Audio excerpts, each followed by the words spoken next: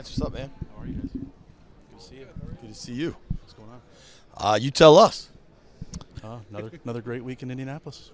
What do you try to really gain this week? Obviously, everybody talks about the interviews, but as you guys get into this, and DQ's talked about needing to build up these trenches, how do you look at kind of the O-line, D-line positions this week? Well, I think we know that there's players in those groups that can help us, and we're just trying to get more and more information on all those players. Watch them work out, spend time with them individually, just really get more and more comfortable with who they are. And like I said, we know there are players in those groups that can help us, so we'll just continue to evaluate them. And with the free agency process, about 2 weeks out now, what is the timeline for you guys to kind of make internal decisions before you turn your vision outward? I think we're constantly talking about what we're going to do internally with our current players and our pending free agents in-house.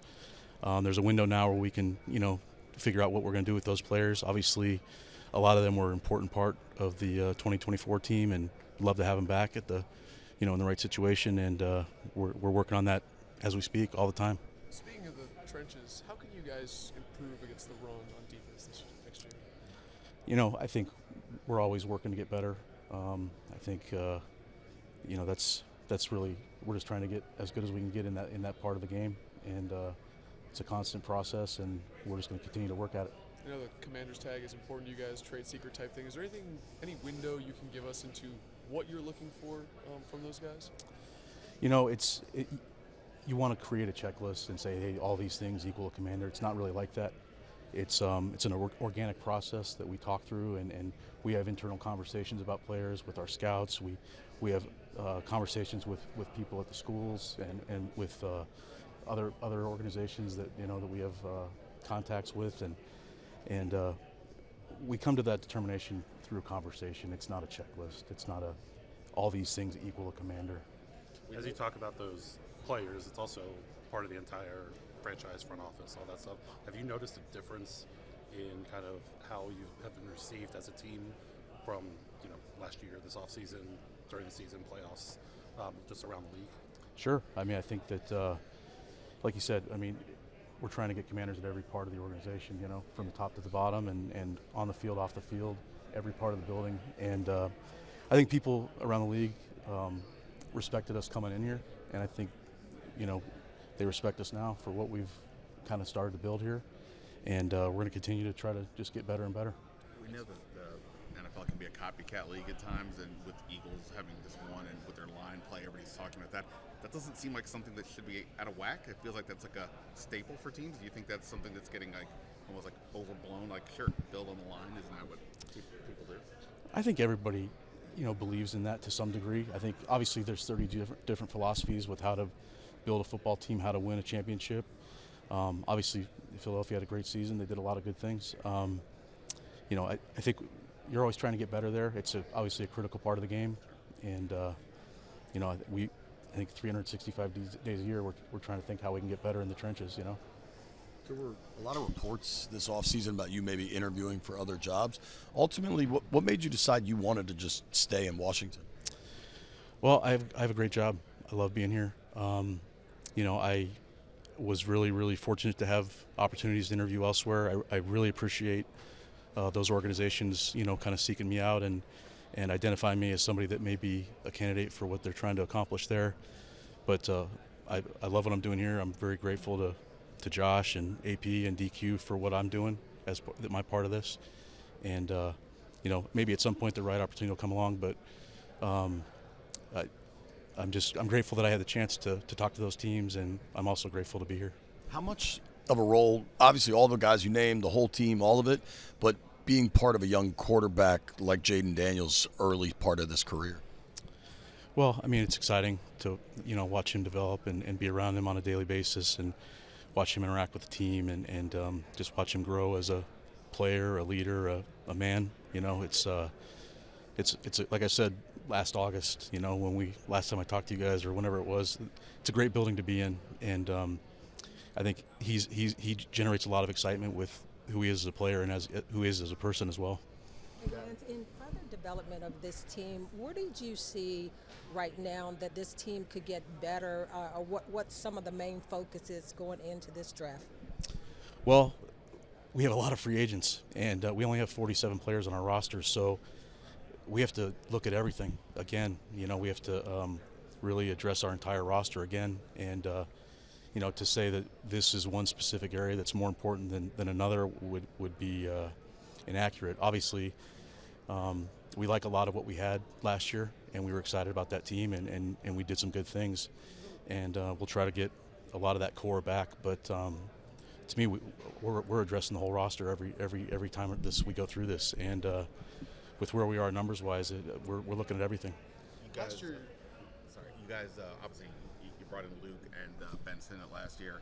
I'm sure you still have high hopes for where they go, but in terms of building for this year, did you guys see enough from them to say, hey, we view them in our plans in these ways, and therefore we'll build around that? Or is it, hey, they're still developing and we have to build independent of them? I mean, they're young players that are developing. I think we're excited about them, and they're great people, and they're great competitors, and I think we're excited about their future. I don't think there's any determination at all about what the future holds for them. I think we're excited to work with them and see them continue to grow. Last year, you guys did a lot of one-year deals. You have a lot of free agents again this year. Do you anticipate keeping that same approach, or do you say, hey, maybe in year two, want to build this more long-term, doing longer deals? I think every situation is going to be unique and different. I think some of that is driven by the player, some of it's driven by the organization. I think, like I said, every situation is different, and we'll take it case by case. How do you balance? Last year you guys did a group visitation, right? Obviously post-combine, but you had a group of prospects in to visit at one point. Can you kind of look back on that, and where do you pull that value from doing that, having that approach, and then do you guys anticipate doing that again this year? Yeah, I think it was a really good process. I had never been a part of doing that volume of players at once. I think that when you see guys interact with their peers and show different parts of their personality that you haven't seen yet, in terms of camaraderie and leadership, you see different parts of the player in a different setting that is really unique in the draft process. So whether we do that again, I'm not 100% sure. I would think we would strongly consider it, but my experience with that last year was very favorable.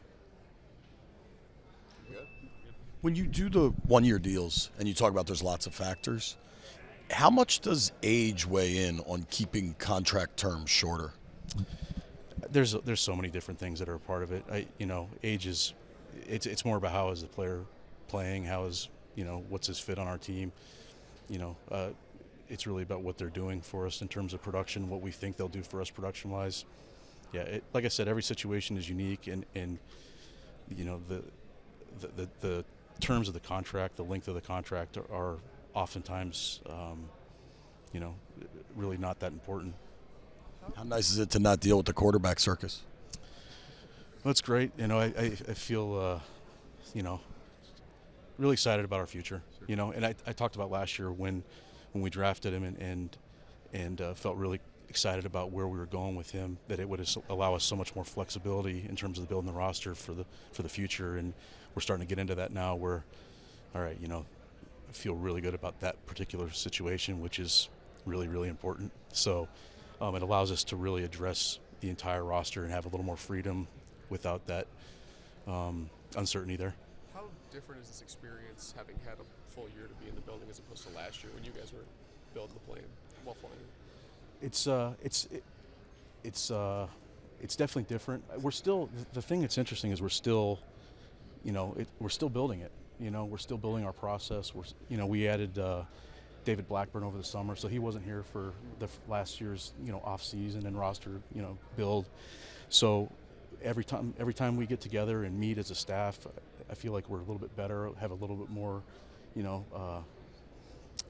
don't want to say camaraderie, but we have a little more.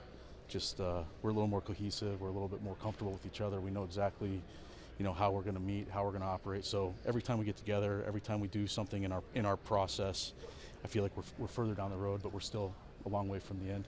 Is there something that jumps out when you guys do meet where it's like, hey, we know this now, or I don't know if there's something specific that comes to mind?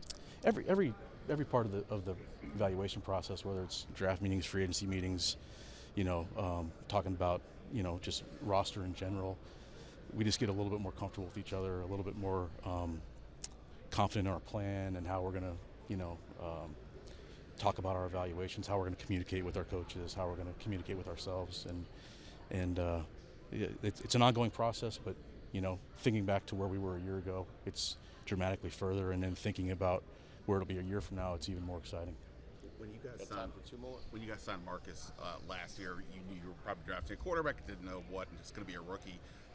And Marcus probably one of the higher end backup types. Does the fact that now Jayden is Jayden, does that change, independent of Marcus, does that kind of change the level of backup you guys might look for this season? I would say that Marcus played great for us, and Marcus was a great teammate. And I think backup quarterback is a very important position in this league, and you almost look at it as it's not even a backup. It's one of your quarterbacks, and we had a great room, and I think you're always trying to be really good in that room. Got time for one more? We good? Anybody? Good. All right. Thanks guys. Appreciate it. Let us know when we can all go to Top Golf.